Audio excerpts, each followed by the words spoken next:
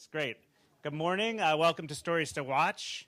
This is our 15th annual year of doing Stories to Watch at WRI, where we look ahead at the big stories in the coming year in the environment, economic development, politics, the economy. I'm Michael Oko. I'm the communication director at WRI, and I've been doing this for a few years. I've been to about half of the 15 of these events, and they're always quite fun. Of course, we don't predict the future. That would be a foolish challenge, especially in these times. So you won't see stories necessarily on some of the things you might expect, but hopefully we'll bring you a few surprises. I don't think, for instance, we're going to have a story this year on the next Democratic nominee, Oprah Winfrey. I don't think she's going to make an appearance today, but we'll see. We'll see who does. For those who don't know us as well, WRI is a global research organization. We have offices around the world. We have about 700 staff now, and we work in more than 60 different countries with lots of partners, lots of faces here we work with, and it's nice to see you all here today. A few housekeeping notes. You will see on your chairs there are some note cards. This year we're going to be taking questions. You can write your questions on note cards, and we'll be grabbing those during the session. So feel free to write questions. We will have a Q&A session at the end. So if you don't want to write your questions, you don't have to. We'll call on you as well. If you want to put your name and affiliation on your cards, that would be great. Craig, you could sit down over here on this side with the rest of your colleagues. That would be great. Thanks. Thanks, Craig. Food Forest and Water Director, kind of important player here.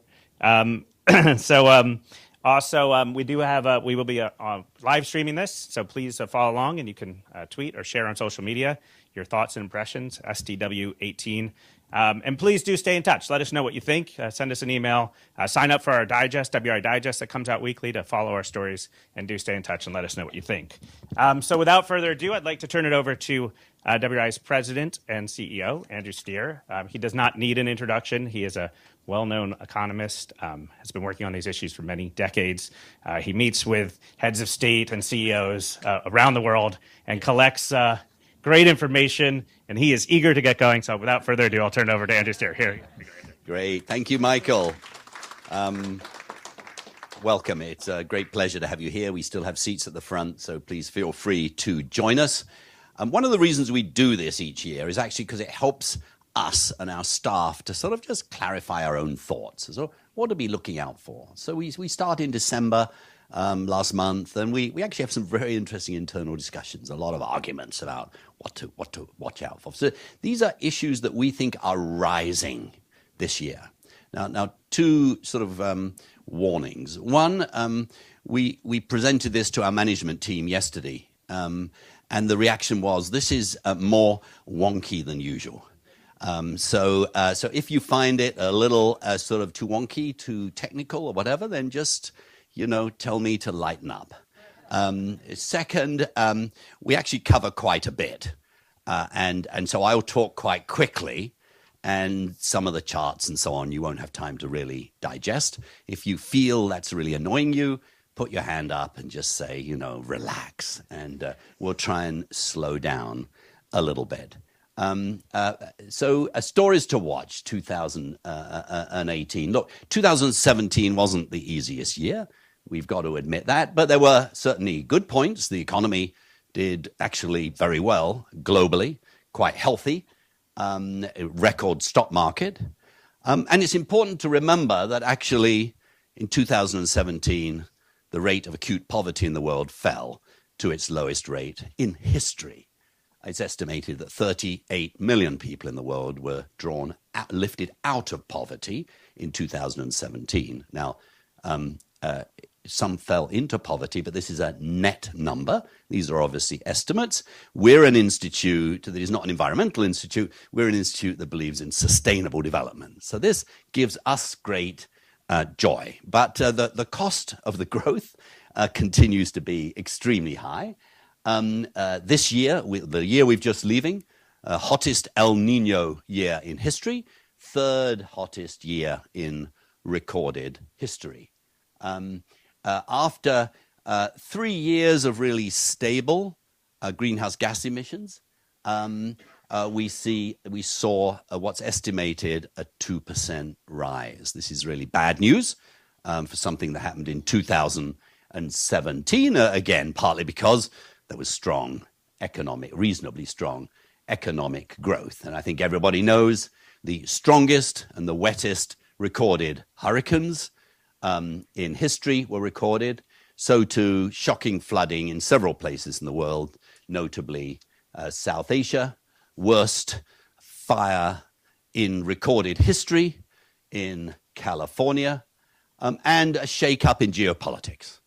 And it wasn't only that our administration here in the United States chose no longer to be a leader in the multilateral system with regard to sustainable development, but also some other leaders lost some of their political power, obviously notably Angela Merkel and Theresa May, both of whom were politically weakened in 2017. And that means that the strong decisions that they need to make and want to make are harder to make. This week is obviously an exceedingly important one in our space because Angela Merkel is trying to reach an agreement with the Social Democrats this week.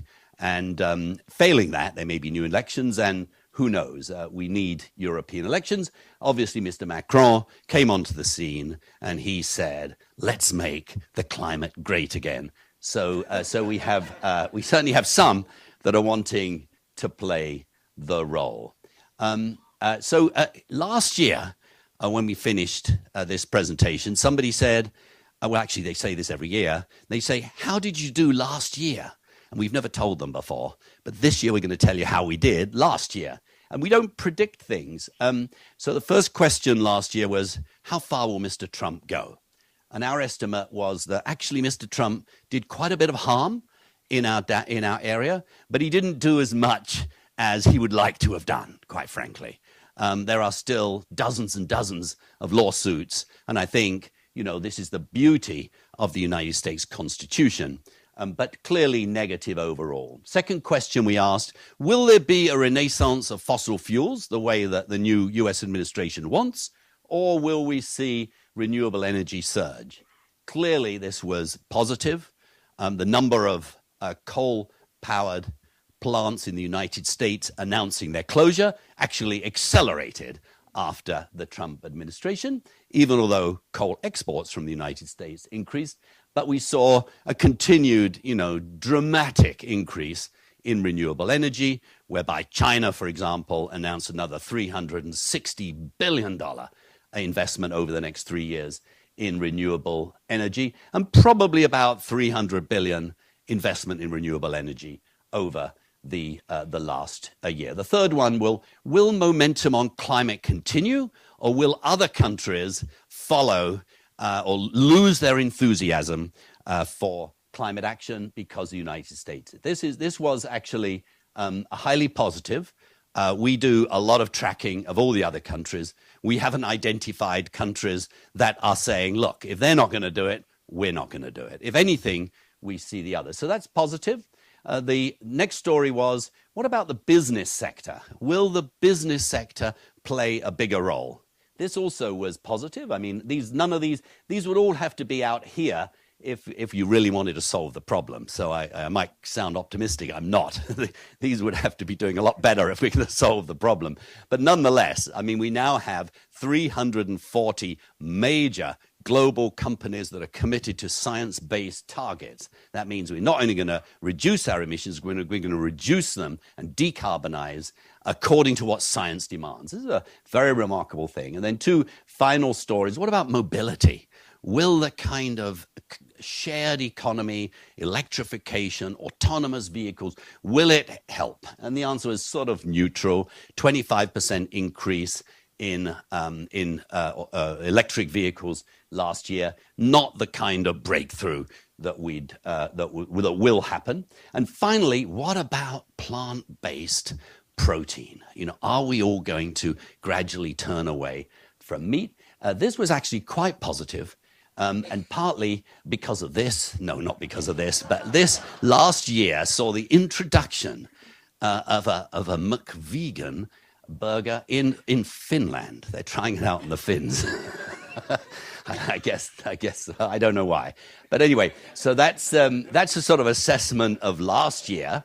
And then the question is, what about this year? So story number one. We've all had bad hair days, but at the moment there are a lot of bad air days in the world. And we believe this is an issue that is rising very, very rapidly. It's astonishing now that we now see air pollution levels that are beyond anything that anyone's put in any kind of zones. And they're beyond hazardous. This is New Delhi. In November, breathing the air in New Delhi for a day was the same as smoking 50 cigarettes. Astonishing, eh? This last year in June, The Lancet came out with a report that showed that actually 1 in 9 deaths worldwide is caused by air pollution. By far the number one environmental health risk, more than 3 times the total number of deaths from malaria, HIV, AIDS together. And it's not only health, it's also food production, declines, agricultural yields can decline by 10%, solar energy output, which is important for solar energy, can be declined by 25%. Climate change, the so-called short-term pollutants, that's black carbon, methane, ozone, these have actually caused more than half of current climate change. So air pollution's really bad, and it's a crisis. So what to watch in this year? Will China continue its surprising progress? I was in China last month, blue skies, remarkable. Came at a huge cost. Chinese leadership said we simply cannot tolerate this anymore, closed steel plants, closed power plants temporarily, told people they couldn't burn coal in their homes, to huge impact. But difficult politically, and the question is, will this become a permanent thing, and will they find a way of making it sustainable? So that's what to watch. What to watch, will India, which has perhaps the biggest problem in the world to some extent, now national and city action plans have been created. Will they actually come into force this year? Agricultural burning is an extremely difficult political issue. Burning of rice stubble is the way that you prepare agricultural lands. Many poor farmers don't have alternatives. What to do about it? They've passed laws saying don't do it, but so far it hasn't had much impact. Cleaner fuel standards, they're bringing them forward to this April. And the question is, will they have an impact? Watch India this year. This is very, very important socially and politically, as well as environmentally. Third, really interesting things happening at the moment relating to people power. Air pollution's been something until now that citizens can complain about, but they haven't really had much expertise in their hands. There now is a new generation of technologies, very inexpensive. You actually can have your own air pollution monitor, and it will automatically get uploaded into the cloud with GIS linked. And so people now, for the first time ever, have it in. And in Colombia, it's just fascinating examples there, but it's happening in many countries around the world where you have it's a little initiative called Purple Air, where they're actually really starting to see a difference in this. So this is something to watch, sort of people power influencing air pollution. And at another level in terms of technology, this is a very important issue. Last year, the Sentinel satellite was launched. We don't have any data from it yet, but we'll get some very soon. And this, for the first time ever, will do something that we don't have. We don't have consistent air pollution data across cities worldwide. This will give it to us from outer space. So we don't know what the impact, but it could be very significant. So that's story number one. Watch out for air pollution. Story number two. We think big oil is going to become an issue this year, and potentially quite an exciting one. Look, some people say, has oil peaked? And the answer is no. No, it's still doing very well and rising, and that's because people want oil, quite frankly. More cars every year. And big oil is still very big. These numbers here are the biggest sales of companies in any area. So number one, I think, is Walmart. So of the 12 biggest sales companies in the world in all sectors, 5 of them are big oil. So number 3, the first 2, 3, and 4 are Chinese, and then the big giants, if you like, from the West. And you see the amounts of sales they have. These are big guys healthy profits. And interestingly, of course, the biggest two are in China. Now, of course, in this country, we used to worry about energy dependency, and we wanted to become energy secure. We now want to become energy dominant, apparently. There's Mr. Zinke. US production has doubled in the last 8 years, thanks in part to shale oil. But some really exciting, hopefully positive, disruptive forces. First, consumers, and therefore car companies, are saying, okay, we get it. We're going to bring out entirely new ranges. Volvo says every single product line by 2019 will have an electric motor in it. And so too GM and Ford have announced really quite remarkable sort of plans for increasing not only consumers and car companies, governments.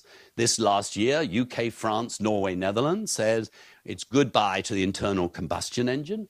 By 2040, they vary a little bit about that, but roughly speaking, 2040. Not only governments, but it's also investors. There were 155 shareholder resolutions last year for oil companies, basically saying, we want you to report on climate issues, climate risks. Not only investors, but also insurers. AXA says, look, oil sands, quite honestly, is too risky for us. Makes no sense. There's going to be stranded assets here. So count us out. And oil companies themselves are starting to do some pretty interesting things. Exxon, lost a shareholder resolution. It now has to declare its climate risk and prepare various scenarios. As Shell and Statoil, both this last year, made some important announcements. First time ever, Shell made an announcement that it would reduce its emissions intensity by 50% by 2050, and Statoil made something similar. BP, and both of these companies putting quite a bit of effort into renewable energy. BP put $200 million towards solar. They're buying various companies and so on. So this is not a solution to the problem, but it's at least the second derivative is right, you might say. Offshore drilling. Watch this. You'll remember last week, the United States government opened up 98% of US waters to offshore drilling. 17 Atlantic and Pacific governors said, don't want it, thank you very much. Our citizens do not want you to do that. And absolutely fascinating, yesterday, after we prepared this slide, yesterday morning, yesterday afternoon, suddenly Florida, the whole of Florida, is taken off that list. And the question is why? Well, Mr. Zinke said, well, because Governor Scott asked me to. And now it turns out Governor Scott's got a very tough election coming up, and citizens of Florida say, don't want it, thank you very much. And so it's a lovely sort of democracy at work. Sure, of course I said, you're off the hook. The question is how many of the other governors will be given that same privilege. So really, I mean, fascinating politics here. What to watch? Well, pretty obvious politics, actually.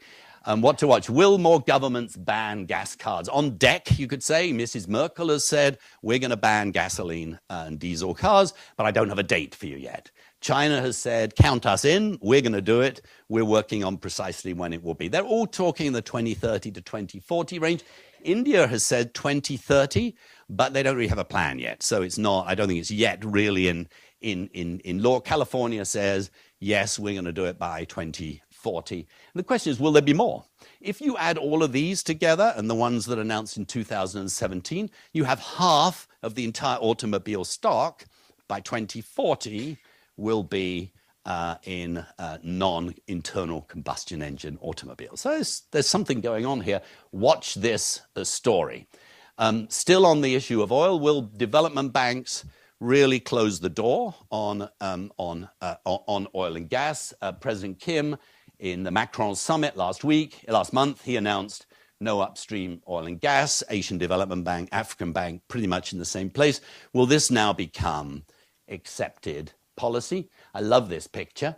The biggest IPO in history will happen this year, we think. Saudi Aramco will be privatized, will be put to the stock market. And the question is, how will it be valued? Because its value is the reserves under the ground. The question is, how will they be valued? And as it enters the scrutiny of a stock market, what will that imply for its disclosure? This is going to be very, very interesting.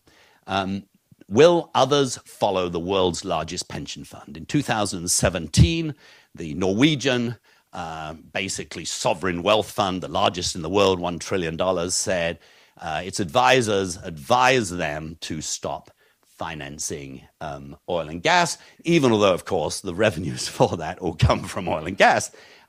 So this is will others follow? And the answer is yes, I think. And finally, will oil companies follow through on their commitments? And we do believe that actually, I mean, we work with some of these oil companies, really very, very interesting conversations going on inside them. I mean, the question is, who will be the first oil and gas major to give a vision of what their company will look like in the second half of this century? None so far. It could be a Statoil, could be a Shell. It's likely to be a European company. Once somebody does it and show we can transition from where we are today to where we're going to be tomorrow and still be a strong company, an energy company, but not a fossil fuel company, you're going to start seeing some very, very interesting things. So that's story number 2. Is big oil ready for change? Story number 3. And I'm going to take a little break after story number 3, by the way. So, so if you're finding this a little more than you want, so the third story is sort of climate action. Are we going to see this coming year, which is absolutely crucial on climate change? Are we going to see an acceleration or a deceleration? So here's one country, that, or at least one administration, that doesn't want to see an acceleration. I'm not going to go through all of these because I think you know these are all things that they are really trying their hardest, including Paris, to get out of, but also social cost of carbon, all of those things. This is a great picture because I love to see Mr. Trump's sort of joy at seeing these. But we're still in. So what we've seen in the last year is an astonishing sort of determination at the subnational and corporate level in the United States. If you add all of these up, these are all states and cities and companies that have said, we are still in, we are going to try and deliver the commitments that the United States had. And if you add them all up, it's a $10 trillion economy. It's the third biggest economy in the world. And you're seeing a degree of energy that didn't exist, quite frankly, before the last election. What else are we seeing? We're seeing the world is moving ahead. So whilst the United States is heading that way, 196 countries have signed the Paris Agreement, and 171 have now ratified, and the rest are ratifying rapidly, a more rapid ratification of any major international agreement that anyone can remember. And obviously it's important this happens because the task is massive.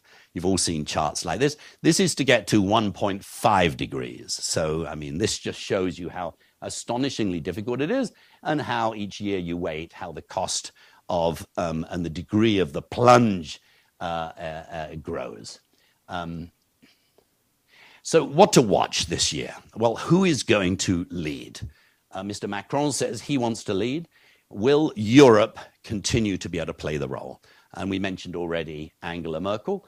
And will China do what it is now announced? I'm part of what's called the China Council. I was there last month with a number of other international players. We were convinced, I think, all of us, that there is a seriousness in China to do it. But China does have a bit of a problem at the moment because last year, actually, its emissions rose more than had been expected.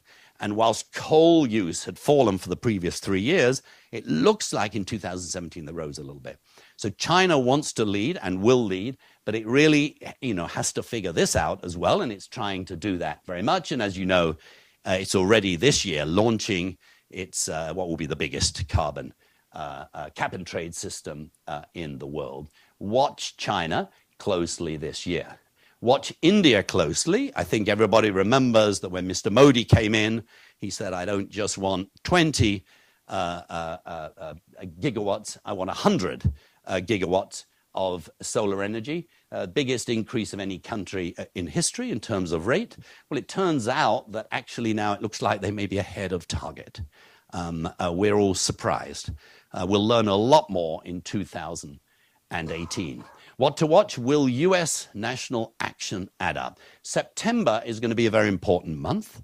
A report that will be prepared as part of America's Pledge and the previous report came out just 2 months ago that we wrote together with Rocky Mountain Institute on behalf of Bloomberg and Governor Brown.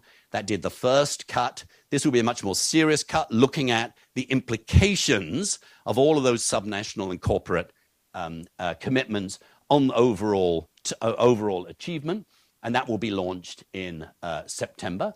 So too in September, major report from the Global Commission on the Economy of Climate.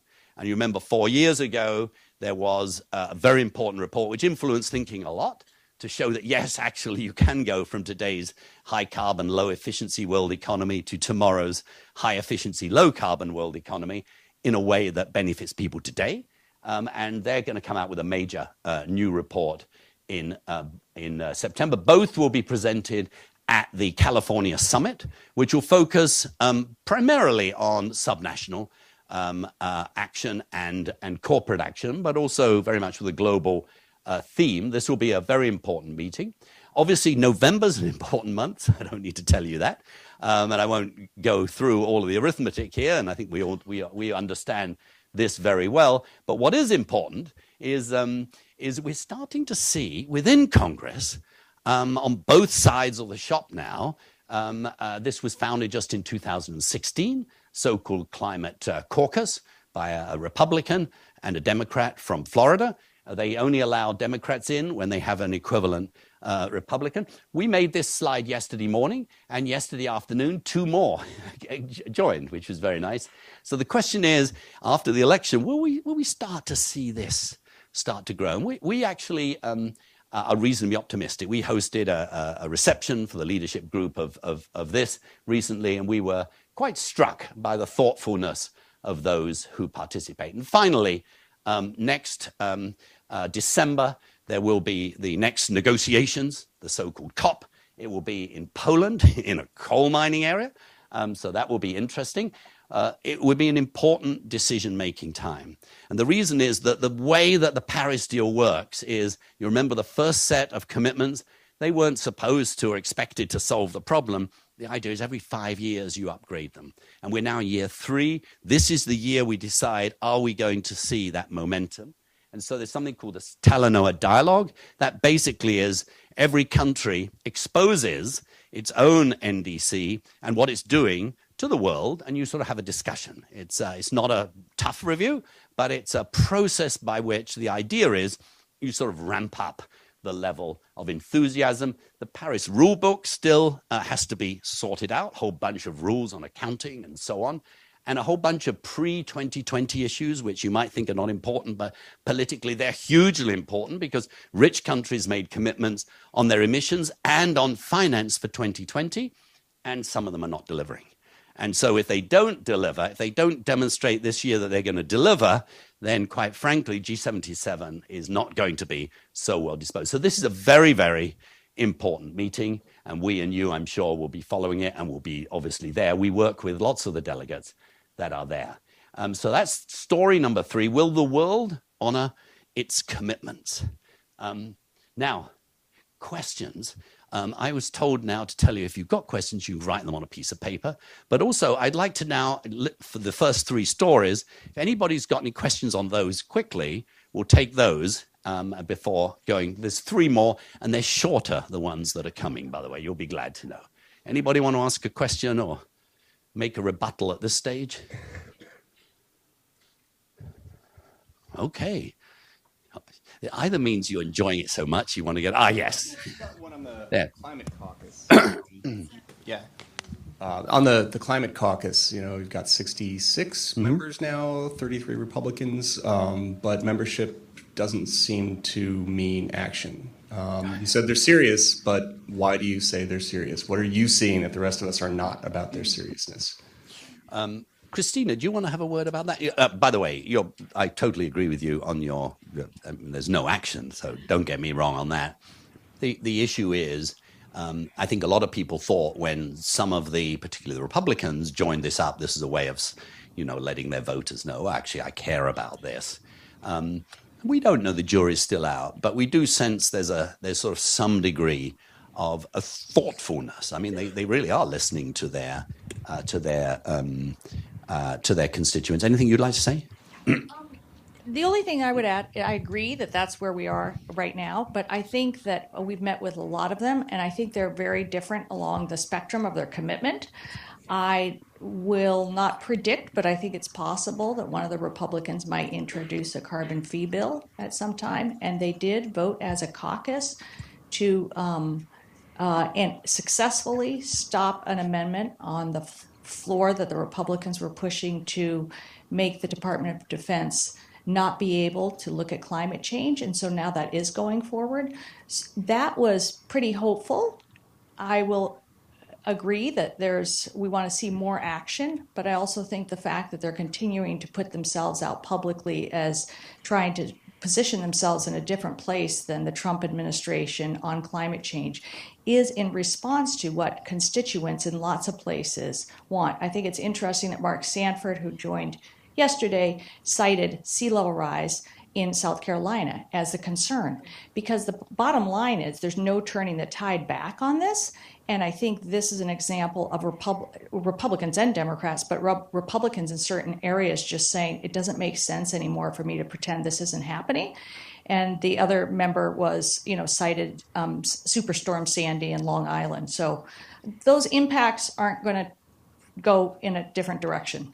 But I agree, they're not, legislating. Great. That was Christina DiConcini, who's our Director of Government Relations. Yes, over here. We'll just take a couple. This is I don't understand when a country makes a commitment to reduce its emissions and then fails to comply with that commitment, which is happening all around the world. What are the consequences for the country? Well, commitments are voluntary. No one gets penalized or sent to prison or fined for not delivering, which is actually the way that most international arrangements work, actually. What is legally binding is that you must report transparently according to certain rules, and you must be willing to have a discussion. In some ways, the Paris deal it would be much nicer if you could have the kind of deal that Copenhagen was trying to be, which is how you'd read in a textbook, how much carbon can we put up in the air? Let's allocate it by countries. And if you don't limit your carbon emissions, we're going to charge you, so on. That won't work in today's world. It wouldn't work because the United States, including the Obama administration, wouldn't tolerate that. And so we actually have, in a way, a much more modern approach based on sort of, to some extent, behavioral economics, the notion of nudge. There's been a revolution in obviously behavioral theory in recent years. Basically, it's not, people don't behave differently because you penalize them. They behave differently because you nudge them. And that's what, in a way, that's what the Paris deal is all about. So in some ways, they're very modern, but you're quite right. If you don't deliver, there are no serious consequences. That's why it's so important to get the mood music right. Yes, sir. Thank you. Just a quick question about this broadening base for climate action in the U.S. And I'd love to get your thoughts on the momentum towards that.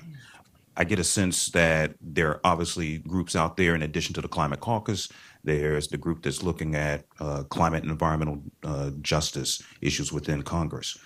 It seems that there are different groups trying to move in a direction on climate change, but where is there some actual coming together of those groups to broaden the base for support? There's an equity question in here and a justice question, and I'm trying to get a sense of what the momentum might be towards that. Can I ask people to please introduce yourself? Let us know your name and what organization. This is Kevin. Yes. Kevin Bryan, Keystone Policy Center. Thank you, Kevin. This is a really important question. I think the what are called big green in this country, with those environmental organizations that have incredibly distinguished pasts and have achieved amazing things, I think at the moment recognize that actually they are not reaching many of the parts that need to be reached. If we want to if we want to get the kind of transformative change that would exist in, say, Scandinavia, where you'd have up and down support for it, you've got to be able to reach, those who are in depressed areas economically with economic arguments and social arguments. You've got to reach the religious communities, which obviously environmental groups often don't. You've got to reach the corporate environment where so there's a huge amount of thinking going on. I think actually Keystone is probably involved in this because you guys are so good at this kind of thing. Huge amount of conversation going on right now is it possible to have a broad tent with a common goal, even although you have people, quite frankly, you have Friends of the Earth who might believe one thing, or Greenpeace, and over here you might have, corporates that are, in a very different place. Is it possible to do that? It's a very interesting sort of situation right now. And some people say what we need is an NRA. There are thousands of gun lobby groups in this country, but there's one NRA, and they can go anywhere they want, and they have incredible power. Environment has nothing like that.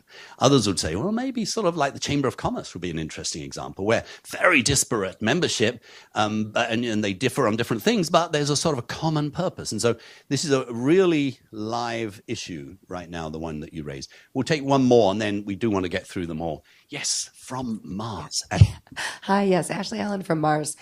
Since you brought up China, I just was wondering, what's the strategy for keeping China at the forefront, for keeping them motivated, for nudging them to continue to show this leadership on climate?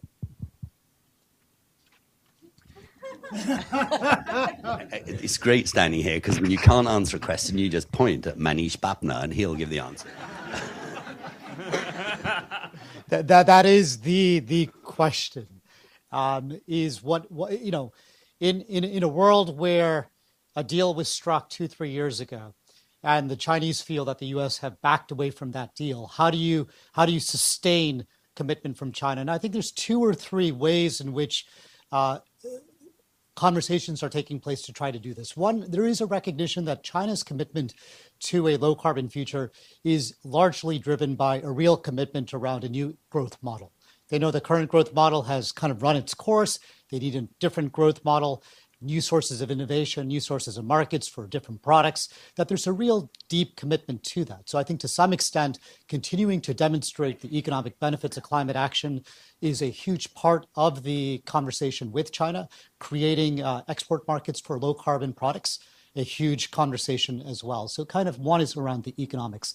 The second is the air pollution story is a very real story kind of in China. And there is a real recognition that as public mobilization and awareness increase, that there's a need to take action, respond before that foments into a lot of kind of agitation and frustration with the government. And so you saw what Andrew said earlier about the commitment to really kind of actually tackle this issue, some early progress being made. How do we continue that? There's also, I think, perhaps increasingly, particularly in this last party Congress, a recognition of China's desire to demonstrate soft power globally. And here is an opportunity for it to demonstrate soft power in a responsible way. How this plays out, though, is unclear. And I think one of the biggest things we should be looking at is this Belt and Road Initiative, this massive investment China is going to make in Asia and Africa and Europe. And will the infrastructure that they build be low carbon or high carbon is uncertain at this point in time. But how the world kind of encourages China to move to a low carbon space on this issue is going to be a key question and a key story to watch. Great. Thank you, Manish. So I think we'll get, unless there's somebody's got an urgent question. Yes. Claudia. Claudia Romero from the University of Florida. My question is related to being one of the 5 big players as in the industry for these oil companies. I wonder the extent to which there are risks that they would start diverging portfolios towards mining or other activities like that. I don't know if there is a risk or if anyone knows about that. Thank you. I'm not, I mean, I don't know. You mean whether big oil would become big mining? I think big mining is also trying to think about its future, actually. So I do sense that a number of these big oil companies were saying, we work with some, and I won't say which, but one of the biggest said to us about 3 years ago, look, we tried renewable energy. We're engineers that dig oil out of the ground. We're not good at renewable energy. Well, they've now very much come to the conclusion that actually they're going to give it another shot in renewable energy. They are brilliant companies. I mean, these are incredibly competent companies. They're massive global assets to us all. And if only they could take those unbelievable skills and apply them to energy rather than just fossil fuel. I mean, what a blessing it would be for the whole world. So it's an interesting question. I don't know the answer. So we'll go to the remaining three now, and then you can please intervene on the first three or the second three when we finish. If you want to write on a card, please just send it to the end, and we'll have people, I think, coming up the aisles to take it. So the final three are a little different. The first, though, still relates to climate change, but it's a very, very important issue: negative emissions. So what does that mean? Well, it's if you subscribe to The Economist, this was the front page last month. What they don't tell you about climate change, and what they don't tell you is that actually, even if you work incredibly hard to reduce greenhouse gas emissions, you absolutely do all you can, it's not enough, especially if you want to get to 1.5 degrees. You actually have to go the extra mile, and you have to suck the carbon that's already in the sky down to Earth. And this is a hugely rising issue on the international agenda. So, and what are we really saying here? If there were no commitments, this is what would happen. This is just sort of technology would gradually bring us down. The sort of commitments that we have with a pretty big effort would be this, but this doesn't get us to where we need to get to. We need to come down here. This means that you need negative emissions down here. And the question is, how much do you need? Well, of course, it depends upon what modeling you use and how fast you come down here and so on. But if you look across the top 100 models, for example, for 2 degrees, 90% of them will say you need this. And if you look at the modeling for 1.5 degrees, 100% say this. How much do you need? Well, you need, no one thinks in terms of gigatons unless you're really, well, some people in this room do. But think of it like this. Between now and 2100, a modest requirement, that's if we do incredibly well on the mitigation side, would be we'd have to take 16 years of current emissions out of the atmosphere. This is huge. And the question is, how do we do it? And there are really sort of three ways. The old-fashioned way, and by far the best way, is using, what God gave us, which is trees and bushes and crops and soils. And you basically act in a way that sucks the carbon out of the air just through nature. There's a second way, which is more controversial, which says you grow very fast-growing crops, and then you burn them or process them. You create energy from that, and then you take the carbon dioxide from that and you store it. That's called so-called bioengineering CCS, BECCS. You'll have heard of that. And the third way is something sort of more mechanical or engineered, if you like, which is still more frontier-like, direct air capture, which basically is giant sort of machines that suck carbon out of the air. And then there's something called enhanced weathering, which is, again, using nature, but using catalysts to accelerate it. So just a word about, and by the way, I do want to make the point that none of these are about the kind of geoengineering, the mirrors in space and the sort of seeding with chemicals and so on, because that isn't sucking carbon out of the air. That's simply trying to stop the heat coming into the atmosphere. So just a word on these. On this, there's a huge potential. This is something that we did together with IUCN. We mapped the 2 billion hectares in the world that used to be forests, now are very low value added.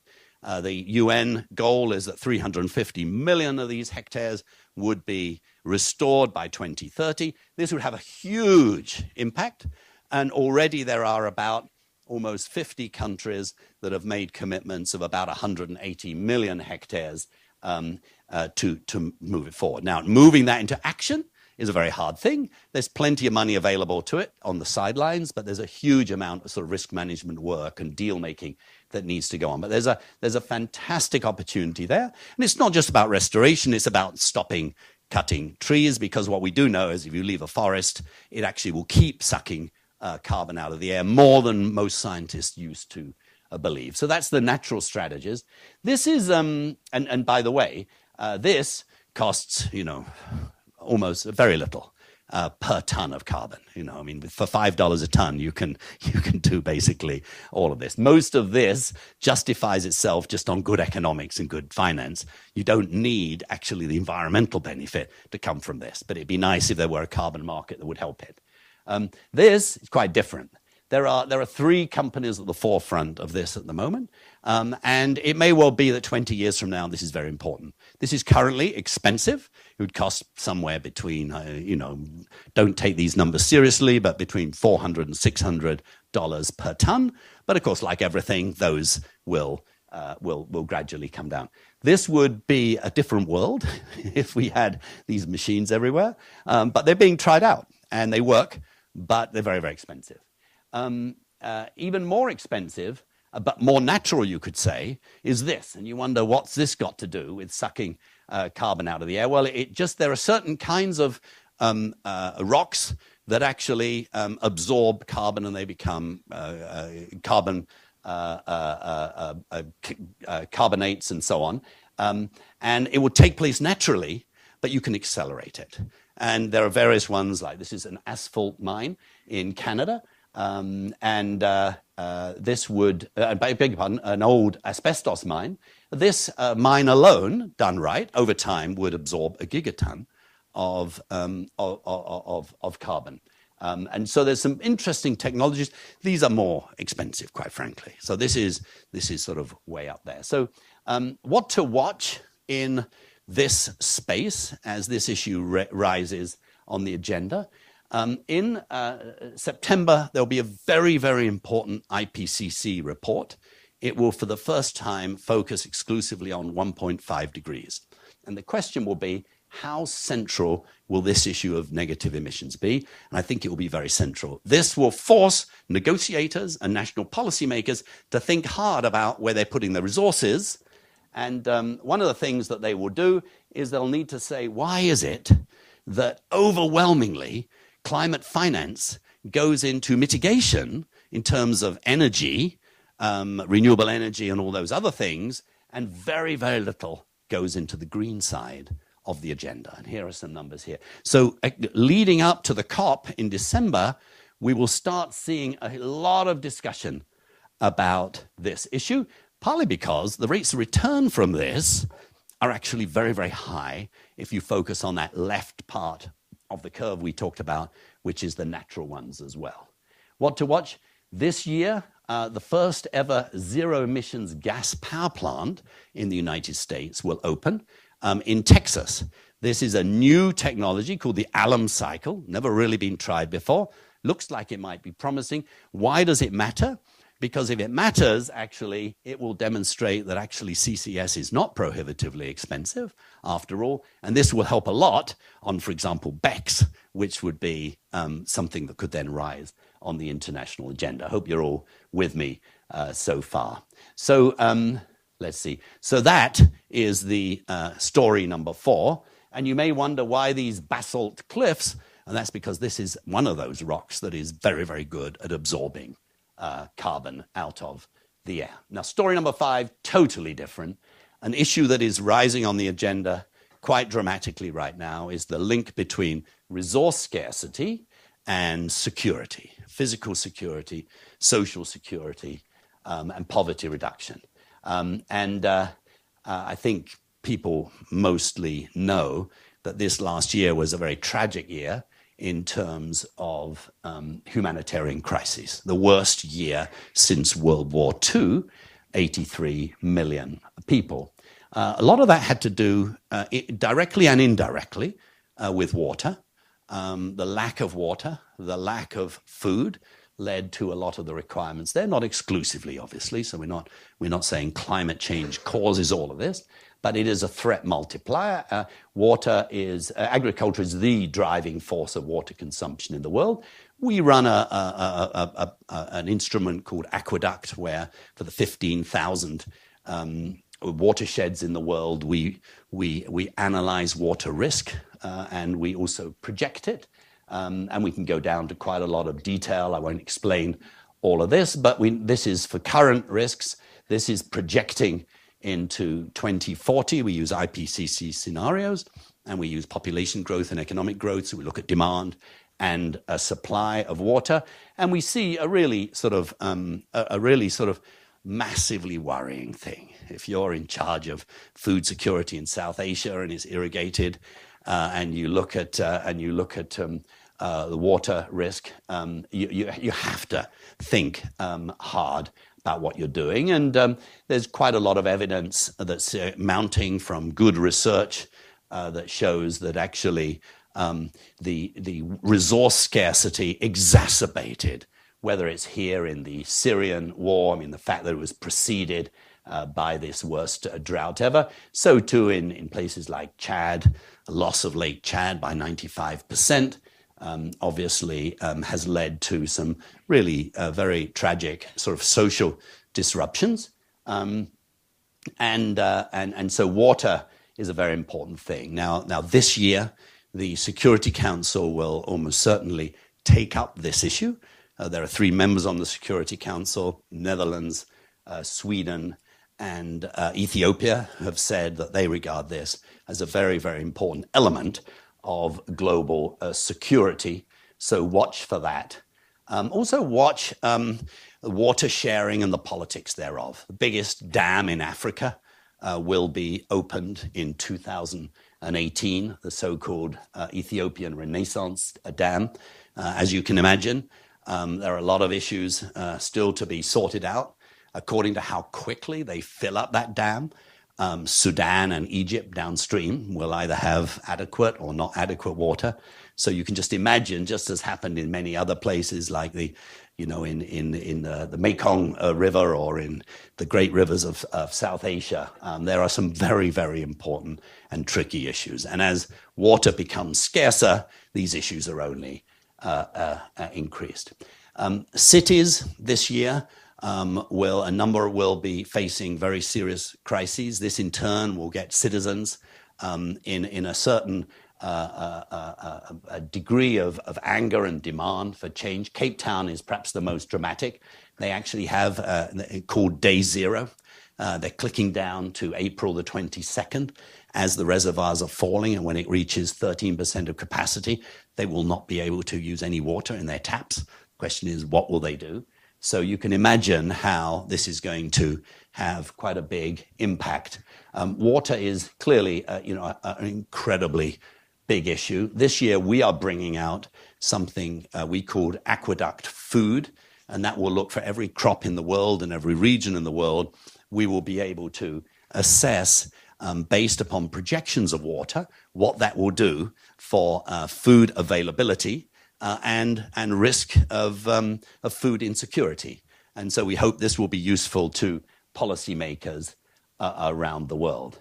And finally, this year, we're going to launch in April something that will try and put all of these issues together. We're calling it Resource Watch, where we'll take our Global Forest Watch, we'll take our Aqueduct, and we'll take databases from 300 other sources so that one will be able to do some very user-friendly kind of analysis and overlays, where there will be all kinds of political data, there'll be land tenure data, there'll be water risk data, and so on, and one will be able to do some pretty important analysis. So that will be, for us, a very big launch in April, and it's, whilst we're sort of managing it, it will have many well-known partners, including the private sector like Google and Esri and many others as well.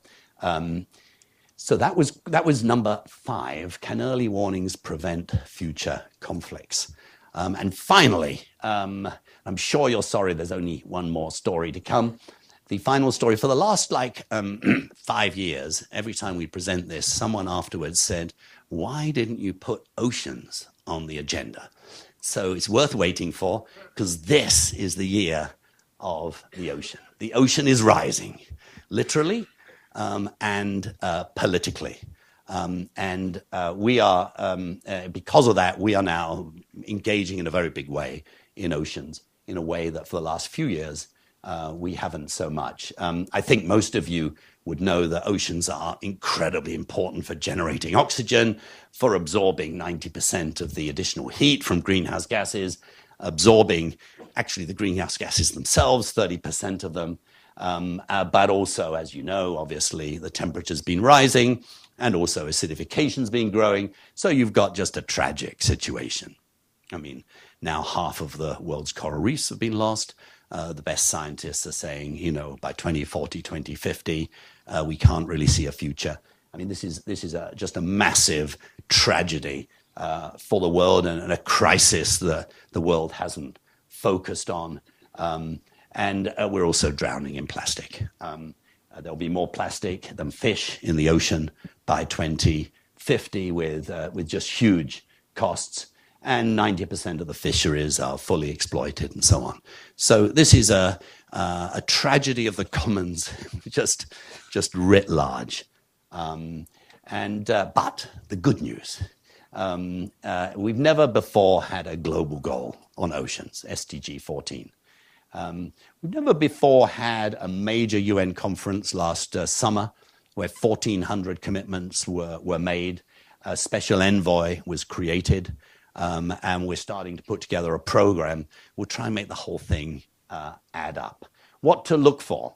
Some very important, much bolder efforts on really difficult issues like plastics are in the works. 40 countries have now said no plastics. I think you probably know if you want to go to Rwanda, going through customs will take longer than before because they'll check to see, do you have a plastic bag? And if you do, you're not allowed to take it in the country. And if you're found selling a plastic bag in the country, you'll get put in prison. Now, most countries couldn't do that. And certainly when I go to Giant, I don't get the impression that, that my supermarket has that view. But Kenya's the same. 40 countries now have very strong positions. And last month in Nairobi at the UNEA meeting, there was the proposal of a major ban. This year, there'll be quite a bit of activity in this space. 10 days from now in Davos, you will see all kinds of interesting, not only meetings, but new coalitions being announced. Sort of champions, high level, getting the private sector, public sector, and so on. This will be, a month from now, there'll be, in a way, a sort of a new architecture that hopefully will advance politically as well as technically. And part of this is a new narrative. Just as for the economy and climate, 5 years ago, most people thought, well, it'd be nice to act on climate, but it will hurt the economy. And now actually we know that acting on climate actually can help your economy. So too, we haven't got there yet. So the question is, will there sort of new ocean economy, which we're working with a number of European and private sector players to put on the agenda, and so is other friends of ours like World Wildlife Fund and many others as well. So this is something that will rise up the agenda. The Canadians have said they're going to put oceans on the G7 agenda in quite a significant way. So that's good. And it's possible this year that we will definitely start having the early discussions of the potential for a UN treaty on the high seas. At the moment, 3% of the seas are protected. Most experts think that we really need 30% by 2030. This is a big lift. In order to do that, one would need some kind of treaty on the high seas, which currently we don't have. So that's the final story. Will global action follow? So the 6 stories we look at, bad air days, the future of oil, climate action, negative emissions, water, food and security, ocean rising. Now, yesterday, the team insisted that we give you a bonus, by the way, because the other thing that everyone always asks after this is, where was technology? So here are bonus technologies to watch in the coming year. And the first is this: will blockchain help green supply chains? A lot of thinking about this right now. Second, will tree planting drones take off? We're working with a company now. You imagine Now you can send a drone 20 miles, 50 miles, with a whole bunch of little tree shoots, and they can from the air can shoot in shoots of trees to within 6 inches of accuracy. This would transform reforestation, and it's about to take off. Third, this is good news. This was announced just last week in Las Vegas, which is a partnership between Toyota and Pizza Hut. I thought this was a joke. This is actually serious. A self-driving pizza delivery truck. So that's sort of win-lose. And then a serious one. We are now just on the cusp of battery storage technology and costs that will not only be used in your garage or in your car, but will be used at the utility level to solve the problem of base load. I mean, this is absolutely a game changer. Watch it. And then finally, there's this. And that's the end. And we probably will have to bend over backwards and jump in loops, but we're going to do all we can to deliver these stories in the right direction. Thank you very much indeed. Let's go to the... So I'll put those back on. Comments, questions, rebuttals, and if you've got those papers with questions, please hand them in. But if you want to ask questions, that's also perfectly all right, the old-fashioned way. So please do that. And Michael will, if you want to read some out, Michael, that would be good. Anyone got a question, a live question? Yes. Hey. Marie-Van Plessis-Fressard, ex-World Bank. We have spoken of lack of water, but the amount of water on this planet Earth doesn't change. Is overall, with the blue planet, we will remain the blue planet. So when we look at Africa, we see we have the second river with most water, quantities of water going to the sea enormous. And it seems that in Africa, if we were looking for the capacity, the amount of fresh water there is, may not be globally the problem. The problem is that there is no infrastructure, network, and management of the water. So talking of lack of water, perhaps in Saudi Arabia, but there are a lot of places where we think there is no water, where what we probably mean is that there is no management of water across river basins. And if we had that, we'd be okay. So perhaps this lack of water is only half of the question. The other being, how do we manage the asset we have? Dead right. Thank you, Marie-Van. Betsy Otto is our Global Director for Water. Thanks, Andrew. That's a really good point. I mean, we talk about in the Aqueduct Global Water Risk Mapping tool that Andrew referenced, we talk about water stress, which is the relationship between available supply and the demand and the use for water. And you're absolutely right. I mean, if you look at how some countries are able to manage the supplies that they have, including very, very arid areas, some of them have very vibrant economies and are able to do that. That's really, I think, the next step, is to help particularly developing countries and emerging economies manage the water resources that they have more effectively. And there are hundreds of transboundary basins, like the Nile River, which Andrew mentioned. And so it's also very important to help countries manage those resources together. There's no question that there are global effects, climate change and others, global trade, that affect water locally. And of course, water is experienced very locally, just to your point. How do we help local citizens, especially poor people who are dependent on rain-fed agriculture? And when the rains don't come, or they come in a different way, or there are deeper droughts, those are really serious issues that we also need to be helping them to address. Great. Thank you very much. Anyone else want to ask a question, or do you want to read one out? We have some great questions here. I can't read all the handwriting so well, so if I mar your question, why don't please you read correct two of me. them? And then Okay, the first one I'm going to read, and we have Leo here from our finance center. How will the financial sector incorporate climate risk in their investments? Who will lead, and will there be different strategies playing out?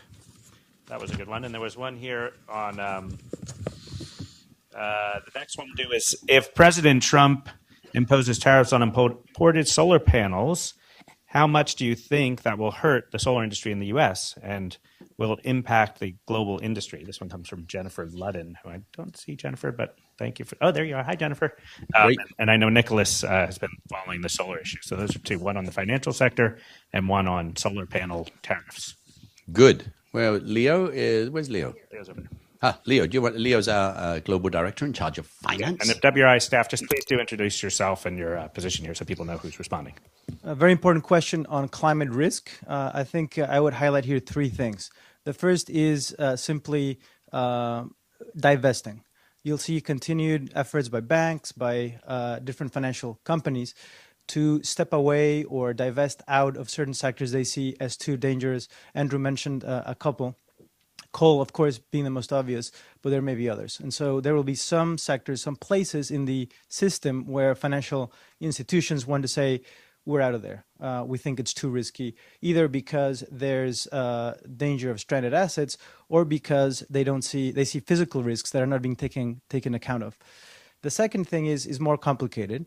How do they incorporate climate risk into their investments through so-called ESG indices, that is to say, environmental, social, and governance. And there's a whole industry out there trying to quantify and create these indices and indicators that can develop scores that investors can then use to rate companies or different kinds of assets. We've been looking at this at the Finance Center very closely. The bottom line is a lot of these indices still have a long way to go. And I think over the next year, you'll see efforts to try to improve on those. And finally, and most importantly, I think, scenario planning. Andrew mentioned how Exxon has now been forced to do some scenarios, trying to look forward multi-decades to think about what's going to happen to the business. And I think you're going to see a lot more thinking going into scenario planning to figure out which are the common scenarios that businesses can gather around. So they're all producing analysis based on the same scenarios, not different scenarios. And then we need to figure out what to do when we get those results and how is that going to affect our investments and our own thinking. Thank you very much. Nicholas Bianco. Hi. So the question about the impact of solar tariffs on future U.S. demand is a very good one, and is one that I think we're going to have to wait and see what happens over the coming month. The president has a lot of discretion to determine the specific level of the tariff. And based on that determination, we're going to see how much of an impact there is. Now, certainly we could imagine a scenario where the tariffs are so significant as to heavily impact prices of imported solar panels, which could have a significant impact in the near term on what prices developers of projects experience, and of course would then have an impact on how much we're building. We don't know what that number is going to be yet. Certainly the recommendation that was made to him is one that would not totally destabilize the industry, we don't think, based on some of the analysis that has been done. Could have some impact, but we still have to wait and see. The impact on global markets is another great question. Here in the U.S. is one of the largest consumers of solar panels. So the more that you reduce U.S. demand, then of course there could be some impacts. But as Andrew noted in the stories, we see opportunities for dramatic growth in international markets. So it's not necessarily clear that overall global demand and global production will be impacted that dramatically if we see that corresponding surge. I think the one thing that's important to note in all of this debate, though, is that there are real the impacts go beyond just GHG emissions, right? So the solar industry employs hundreds of thousands of workers here in the U.S. Those are predominantly on the installation side, not on the manufacturing side. And so what we really have is a situation where a case went in really because of companies that were not really financially viable that could have a tremendous impact on solar workers across the U.S. Great. Thank you very much. Any other live questions before we turn to another one? Yes. Val, how nice to see you. Hi, Val Smith from Citigroup. I'm curious about the impact of sort of the continued issue of globalization and communities that are left behind by globalization. It seems like it relates to your story 5 around security. But I'm curious about how that lens and the destabilization that we've seen around the world because of inequality, because of communities left behind, how does that potentially impact our progress on some of this? I should have stuck with the questions that were written down, actually, because Mike was able to choose the ones that he knows we can answer. So let me again turn to Manish. Wish you would do a song and dance and give me a moment to think about this. I mean, this is, connected a little bit to the question that we had earlier as well about. I think there is a broad recognition that the environmental community, as we've thought about the transition that we need to make, has not done a sufficiently strong job in understanding the distribution of costs and benefits of that transition. And we have not done a good enough job in thinking about what a just transition would look like. And this plays out across, when one thinks about the transformation that we need to see, it is in the energy sector, it is in the urban sector, it is in the land use sector, it is in industrial business models, and all of these have significant distributional impacts. And I think what we've seen politically over the past 2 years is a real populist kind of rise, a recognition of some, pushback on the dominant model of economic globalization.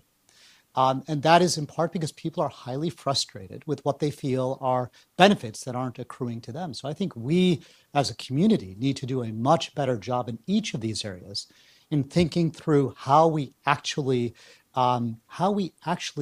think about these transitions in ways that enable those that may be left behind to benefit. And I think this is quite a remarkable moment where we had in 2015 the SDGs, which we don't talk about as much, but the essence of the SDGs was about eradicating extreme poverty, leaving no one behind.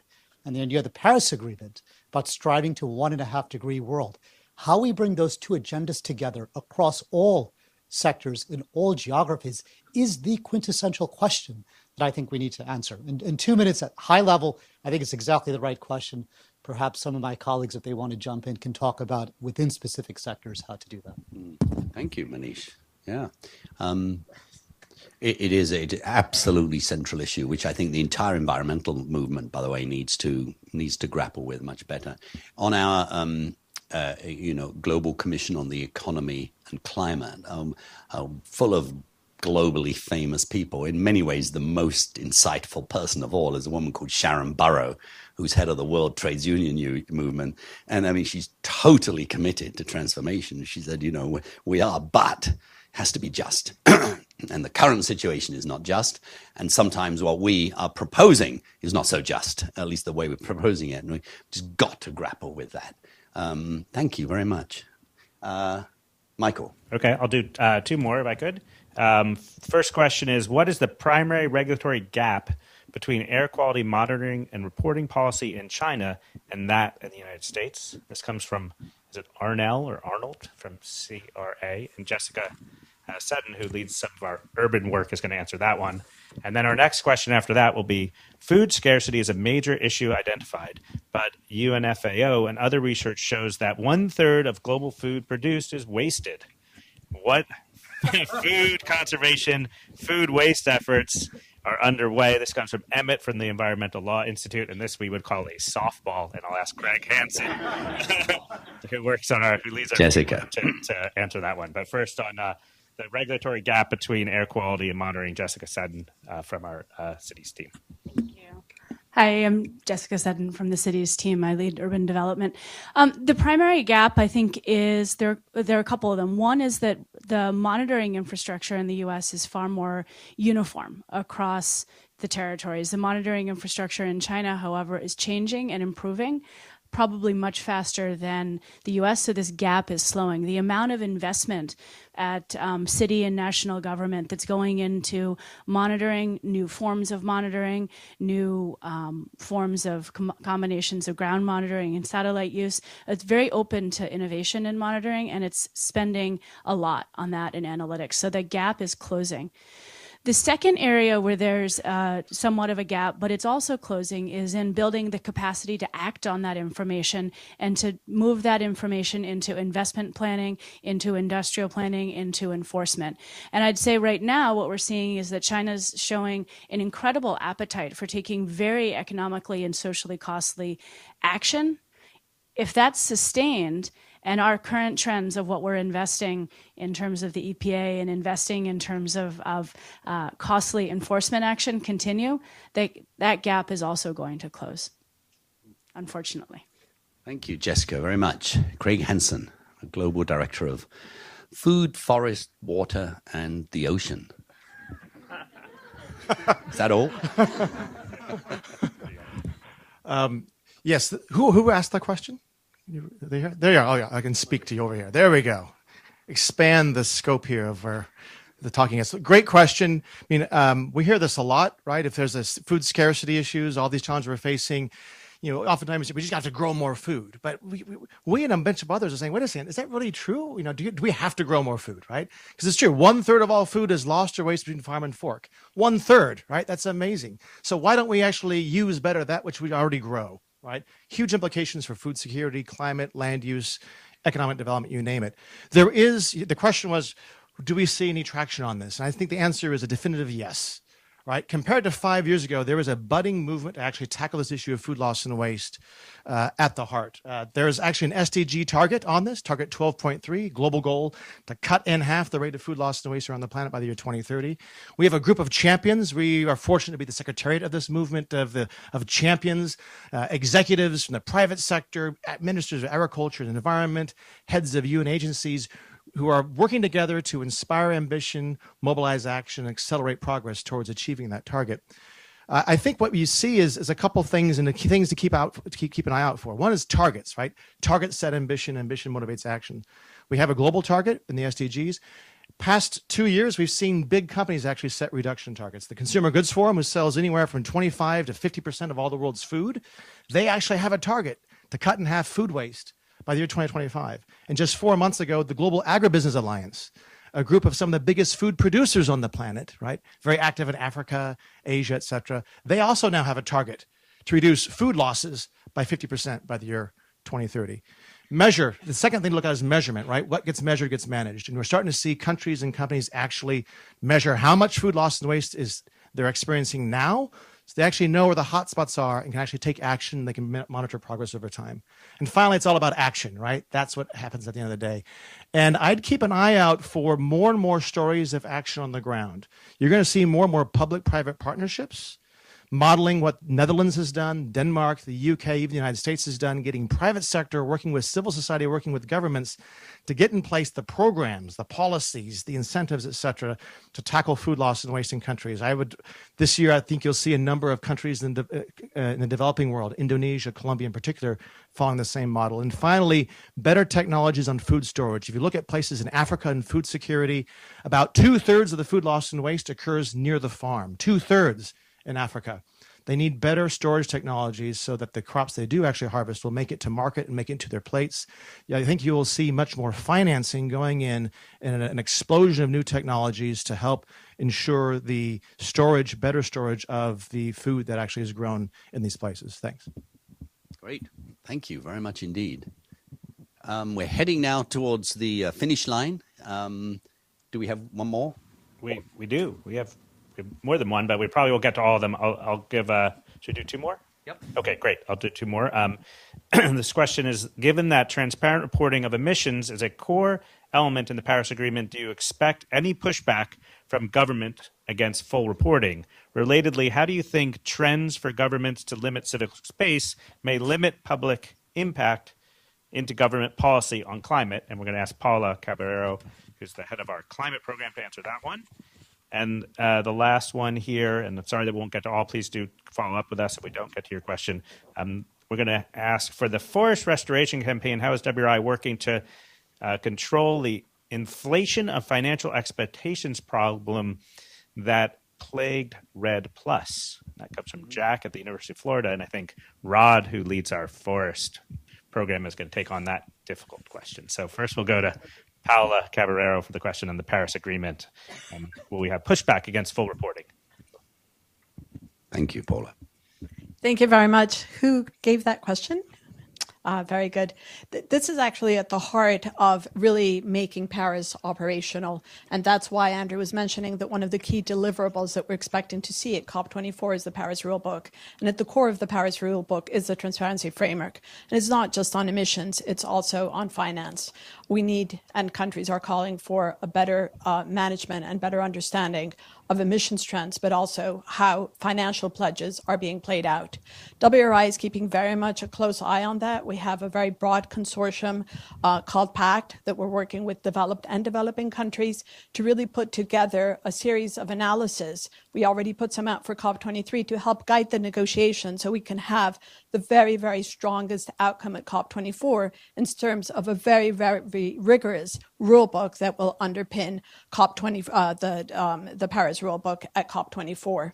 The question is whether there have been some concerns about whether, the absence of U.S. leadership and how that plays out vis-a-vis China and what impacts it can have on the rigor that's being called for the Paris rule book. But I think that if we start to look at the kind of momentum on climate around the world, there is going to be a very big push and a very big scrutiny of what comes out of Paris, the COP24 or COP25 if we're not able to really complete the rule book by COP24, which is the aim.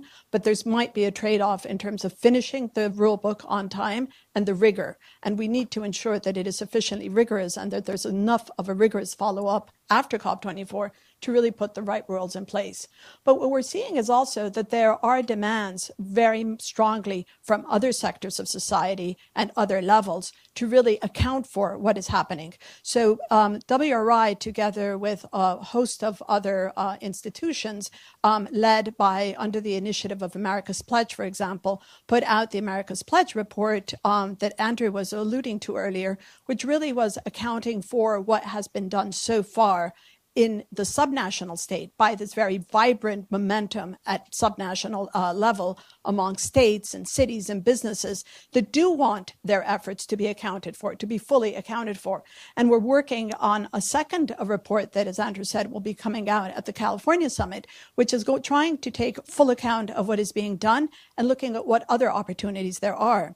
WRI will also be working together with another coalition of partners. Partnerships is really in our DNA to identify and to work towards a global standard for accounting and aggregating subnational efforts, because it's very, very critical that we put the onus not only on governments, but also in all the other sectors. Because as Andrew was saying, so this is sort of all hands on deck. We need all of the above and plus.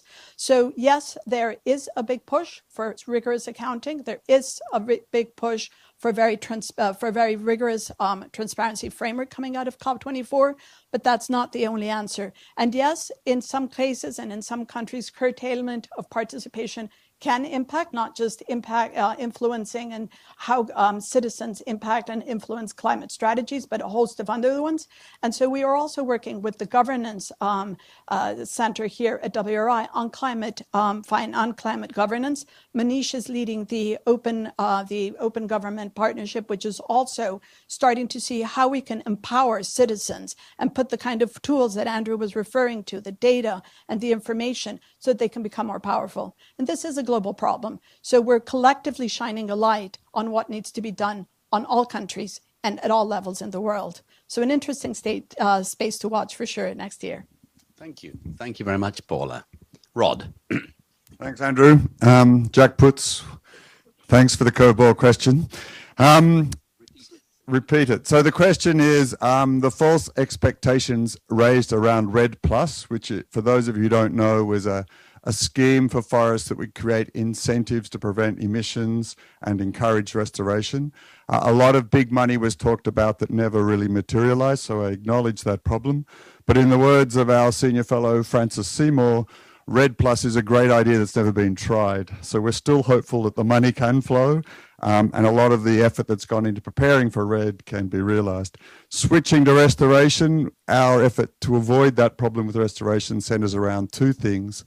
One, we have a concept called the New Restoration Economy, and about late last year we released a report called Roots to Prosperity, which was really looking at how all forms of land restoration, whether it's trees, more trees on farms, better use of soils, and so on. There's an enormous economy behind that, but all kinds of barriers and things that are preventing us from realizing that economy. So that roots to prosperity, the many ways which our restoration can contribute positively. And I think that's getting much more granular on what kinds of restoration we're talking about. Are we talking about keeping cows out of areas so trees will almost return naturally, or are we talking in very expensive, commercially driven tree planting? There are very many forms of restoration. And then lastly, we have the 20 by 20 restoration initiative in Latin America. We have $2 billion lined up of money, and the problem is finding the projects that can absorb that money, because we're in the vexed area of land governance and trying to do things at scale in the land. And whether it's REDD+ or restoration, those challenges won't go away. And that's the issue in the land sector. Thank you, Rod, very much. We promised to finish at 10:30, and it's now 10:30. So two thanks. One, thanks to you for coming. Our motto here is count it, change it, scale it. We're good at the counting and the research, and we're reasonably good at the changing. We can't scale anything. It's our partners, which are many of the people in this room. We are incredibly grateful to you, not only this one day of the year, but all the days of the year. So please engage with us. We try and take an unselfish, humble approach to the way we operate. And we would really like to work more closely with you. So stay around. There's more coffee and more vegetarian breakfast for you. The second group I'd like to thank are those. We have really good fun putting this together, by the way, but it's actually quite hard work. And those that did that, would you please raise your hand? Michael's team, Rachel, this is a fantastic thing. And we have these... We have these great different of these mainly younger members of our staff. They each have the responsibility for a story, and we have quite a lot of competition as to which stories will make it and so on. So thank you. These were really great stories. I think everyone agrees. So thank you all very much. It's a real honor to have you here, and thank you, Michael. Good.